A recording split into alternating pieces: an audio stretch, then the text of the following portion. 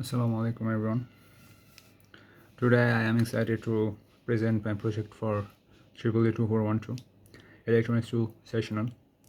My project title is Police Light LED Circuit on Breadboard with Siren. This project was assigned to me by our respected course teacher, Dr. Muhammad Ismail Haq. Let me give you a quick overview.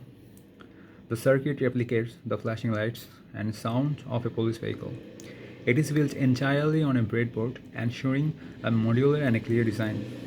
The LEDs alternate in a pattern simulating the iconic red and blue strobe lights, while the siren adds a realistic touch. This project demonstrates practical applications of electronics, including the using of ICs, resistors, capacitors, and other components to create a dynamic system. Now let's see the circuit in action. Here I am giving 5-volt DC supply.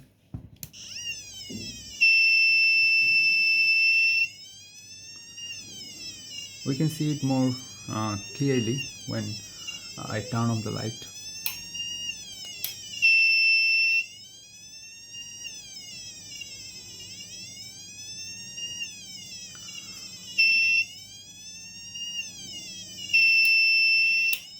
So this was my project for EEE 2412.